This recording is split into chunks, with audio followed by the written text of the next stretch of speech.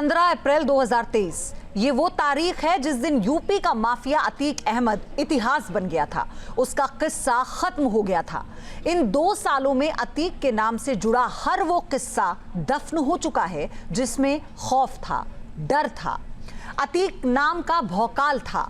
आज 2 साल बाद अतीक का कोई नामो निशान ही नहीं है। उसकी कब्र में 2 फूल चढ़ाने वाला कोई नहीं है।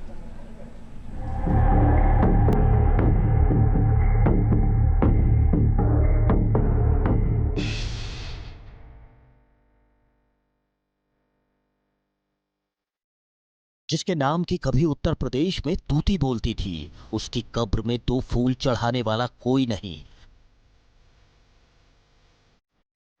जो खुद को यूपी का जगलर कहता था, उसका घर खंडहर है। यूपी के जिस माफिया को अपनी ताकत पर गुमान था, जो कानून को खुद की जागीर और खाकी को अपनी कोठी का चौकीदार समझता था, उसके घर पर दिया जलाने वाला कोई नहीं। जिसके रसोग के सामने बड़े बड़े अधिकारी पानी भरते थे, उसके नाम पर कोई पानी देने वाला नहीं। यूपी में कभी जिस माफिया का राज चलता था, आज उसके ठिकानों पर बुलडोजर के निशान हैं। अतीक अब महज एक नाम है जिसके साथ कोई भी अपना नाम नहीं जोड़ना चाहता। 15 अप्रैल 2023 ये वो तारीख है जिस दिन अतीक अहमद इतिहास बन गया था। उसका किस्सा खत्म हो गया था। 15 अप्रैल 2023 को पुलिस कस्टडी में अतीक अहमद और उसके छोटे भाई और पूर्व विधायक अशरफ की गोली मारकर हत्या कर दी गई थी। अतीक के खात्मे के 2 साल हो चुके हैं। इन 2 सालों में अतीक के नाम से जुड़ा हर वो किस्सा दफन हो चुका है जिसमें खौफ था, डर था, अतीक नाम का भौकाल था। इन तस्वीरों पर गौर फरमा लीजिए।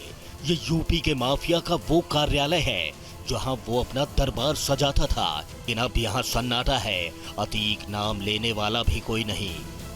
हम इस वक्त मौजूद हैं प्रयागराज में माफिया अतीक अहमद के उस दफ्तर के आगे जिसका जो आधा हिस्सा है, लगभग आधे से थोड़ा सा कम है, उस हिस्से को अतीक अहमद और उमेश पाल की हत्या से पहले ही डिमोलिश कर दिया था पीडीए ने। तो आप देख सकते हैं कि आधा टूटा हुआ ये दफ्तर आज भी यहाँ पर मौजूद है।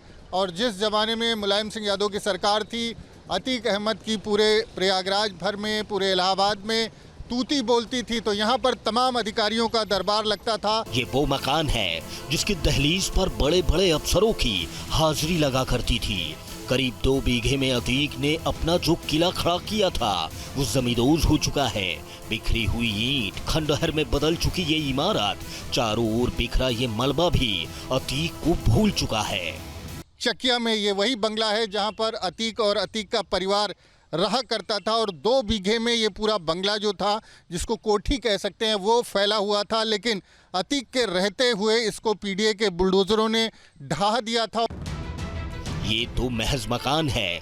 जब मकान में रहने वाला ही जमींदोज हो चुका हो तो आखिर मकान का हाल भला कौन पूछता है। तो चलिए अब आपको ले चलते हैं उस कब्रिस्तान की ओर जहां 2 गज जमीन में अतीक और उसके अपराध की कहानियां दफन हो चुकी हैं।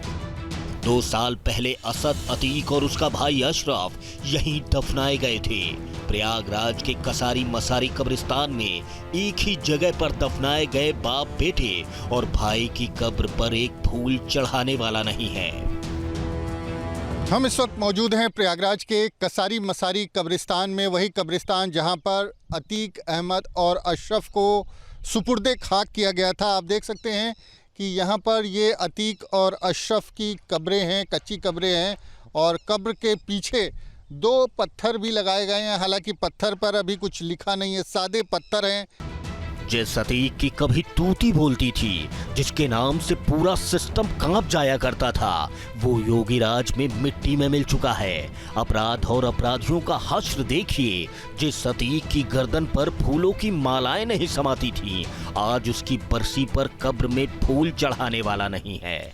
उमेश मर्डर केस अतीक अहमद और उसके परिवार के लिए कब्र खोद गया था। ये वही जगह है जहां उमेश पाल और उसके 2 सरकारी गनर की हत्या हुई थी।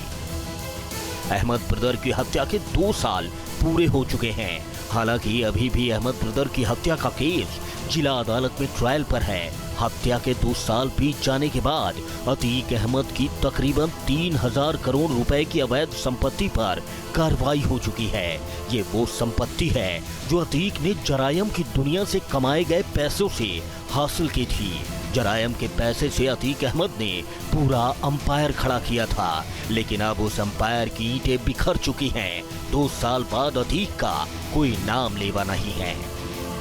Team news nation.